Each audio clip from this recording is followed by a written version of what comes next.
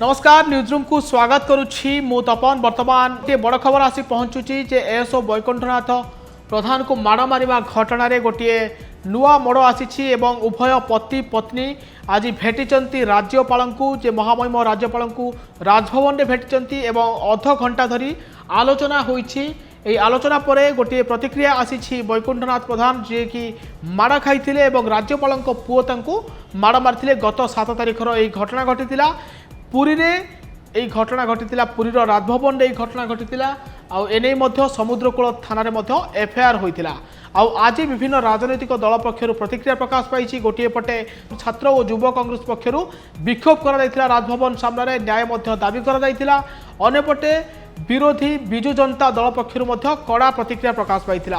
BJD जे वरिष्ठ नेता अच्छा प्रताप देव से कहते जेहेतु राज्य सरकार एवं मुख्यमंत्री निजे साधारण प्रशासन एवं गृह विभाग मुख्य अच्छा जड़े साधारण कर्मचारी माड़ होती निश्चय भाव में गोटे गुरुत्वपूर्ण घटना और निंदनीय घटना आउ ये घटना न्याय मिलवा उचित बोली विजु जनता दल पक्षर गोटे दाबी कर मानव अधिकार कमिशन पाखे घटना पहुंची। आते राजनीतिक तीव्र होती राज्यपाल को भेटिचंती वैकुंठ प्रधान एवं तांका पत्नी आउ राज्यपाल सहित आलोचना जहाँ होती 7 दिन समय नहीं राज्यपाल एवं न्याय मिलिबो बोली कहिसंती महामहिम राज्यपाल रघुवर दास। यह राज्यपाल आहरी कहते जो मैंने भी दोषी अच्छा विरोध में कार्यानुष्ठान कर एक प्रतिश्रुति मिलता कहुच्छी। द्वितीय कथा हूँ जो 6 जन अभियुक्त थे जमान ना अभियोग होती से जड़े क्षमा प्रार्थना करथिबा खबर आसी पहुँचुची।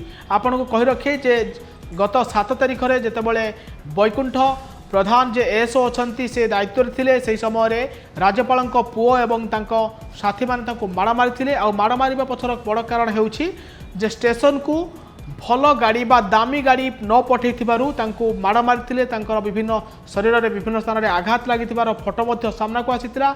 आउे धीरे धीरे यही खबर राजनैतिक नुआ मोड़ नहीं। गोटे पटे विरोधी विजु जनता दल पक्षर सरकार को प्रश्न करा जाउछि।